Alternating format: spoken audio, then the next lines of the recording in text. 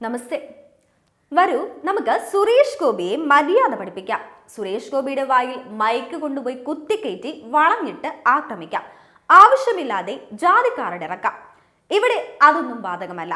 കാരണം സഖാവ് KU Janeesh Kumar MLA forest ഓഫീസിൽ കയറി ഡെസ്കിലടിച്ച് നക്സലുകൾ ഇറങ്ങും, ഓഫീസ് കത്തിക്കുമെന്ന് പറഞ്ഞ് ഗുണ്ടാപ്പണി ചെയ്തതിന്റെ വീഡിയോ ക്രിസ്റ്റൽ ക്ലിയർ ആയി കിട്ടിയിട്ടും മാപ്പറുകളുടെ അന്തിച്ചർച്ചയ്ക്കോ സാംസ്കാരിക നായകരുടെ തൂലികകളിലോ ഇടം പിടിക്കാതെ പോയി.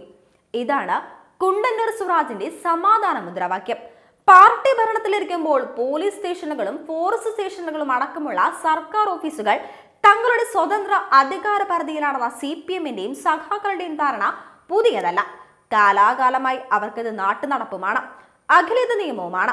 ജോലി കിട്ടിയാൽ ചുമതലയേൽക്കും മുമ്പ് നട്ടെല്ലൂരി പാർട്ടിയെ ഏൽപ്പിക്കണമെന്നും ഒരു ചട്ടമുണ്ട്. ഇവയെല്ലാം സഖാക്കൾക്ക് ഭരിക്കാനുള്ളതാണെന്ന ധാരണ അണികളിൽ വളർത്തിയെടുത്തത് പാർട്ടി തന്നെയാണ്. അതിനനുസരിച്ചുള്ള പിൻബലം സഖാക്കൾക്ക് പാർട്ടി നൽകി പോരുന്നുമുണ്ട്.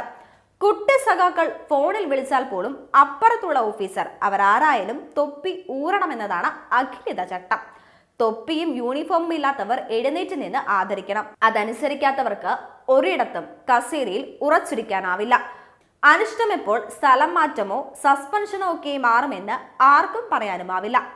കഴിഞ്ഞ ദിവസം പത്തനംതിട്ട ജില്ലയിലെ പാടം ഫോറസ്റ്റ് സ്റ്റേഷനിലെത്തി അവിടെ കസ്റ്റഡിയിലിരുന്ന വ്യക്തിയെ ബലമായി ഇറക്കിക്കൊണ്ടുപോയത് CPMന്റെ MLA KU ജനീഷ് കുമാറാണ്. വേണ്ടി വന്നാൽ സ്റ്റേഷൻ കത്തിക്കുമെന്നുമായിരുന്നു ഭീഷണി. നക്സലുകൾ തിരിച്ചു വരുമെന്ന മുന്നറിയിപ്പും. MLAക്കെതിരെ കേസൊക്കെ എടുത്തിട്ടുണ്ട്. വകുപ്പ് തല അന്വേഷണവും നടക്കും.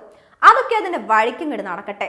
സ്വകാര്യ വ്യക്തിയുടെ കൃഷിയിടത്തിന് ചുറ്റുമുള്ള കമ്പിവേലിയിൽ നിന്ന് ഷോക്കേറ്റ് കാട്ടാന ചരിഞ്ഞത് സംബന്ധിച്ച കേസിലാണ് ഭൂ ഉടമയുടെ സഹായിയെ ചോദ്യം ചെയ്യാൻ സ്റ്റേഷനിൽ വിളിച്ചു വരുത്തിയത്. അതാണ് MLA അങ്ങോട്ട് ചൊടിപ്പിച്ചത്. വേലിയുടെ അളവിൽ കൂടുതൽ വൈദ്യുതി പ്രവഹിച്ചതാണ് അപകട കാരണമെന്ന കണക്കുകൂട്ടലായിരുന്നു ഫോറസ്റ്റ് ഓഫീസറുടെ നടപടി. ഭീഷണി മുഴക്കിയത് വെറും സഖാവല്ല, സ്ഥലം MLA ആണ്. അതുകൊണ്ട് തന്നെ പറഞ്ഞതിന് ദൂരവ്യാപകമായ പല അർത്ഥങ്ങളുണ്ട് താനും. തീവെപ്പും ആക്രമണവുമൊക്കെ നക്സൽ ശൈലിയാണ്. വിഘടനവാദവും അരാജകത്വവും പ്രോത്സാഹിപ്പിക്കുകയും അതിനായി പോരാടുകയും ചെയ്യുന്ന ഭീകരവാദ പ്രസ്ഥാനമായ നക്സലിസത്തെ ശക്തമായി അടിച്ചമർത്താനും ഉന്മൂലനം ചെയ്യാനുമുള്ള തത്രപ്പാടിലാണ് കേന്ദ്ര സർക്കാർ.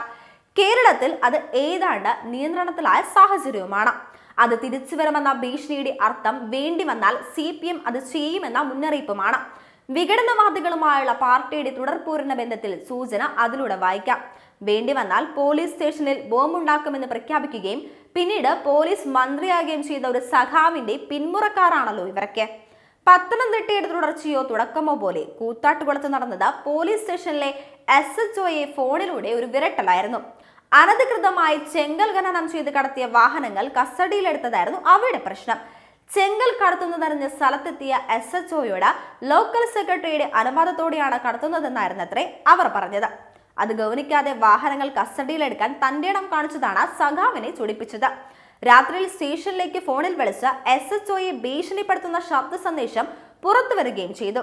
പ്രതിഷേധിക്കുകയും കരിങ്കൊടി കാണിക്കുകയും ചെയ്യുന്നവരെ പോലും തല്ലിച്ചതയ്ക്കുകയും പെരുമഴയത്ത് സമരക്കാരുടെ പന്തൽ പൊളിക്കുകയും ഭരണകക്ഷിയുടെ ആക്രമണങ്ങൾക്ക് കൂട്ടുനിൽക്കുകയും നിരപരാധികളെ കേസിൽ കുടുക്കി ജയിലിലടക്കുകയും ചെയ്യുന്ന കൂലി തൊഴിലാളികളായി പോലീസ് സേനയടക്കം മാറ്റുന്ന പാർട്ടിയുടെ ഭരണപരിഷ്കാരങ്ങളുടെ തുടർച്ചയായി തന്നെ വേണം ഇതിനെ കാണാൻ. അധികാര ലഹരിയിൽ ആറാടി ഭരണം പോയിട്ട് സീറ്റ് പോലും നേടാനാവാത്ത അവസ്ഥയിലെത്തിയ ബംഗാളും ത്രിപുരയുമൊന്നും ഈ പാർട്ടിക്ക് പാഠമാകുന്നില്ല. അതിന്റെ പ്രത്യക്ഷ തെളിവുകൾ തന്നെയാണിത്.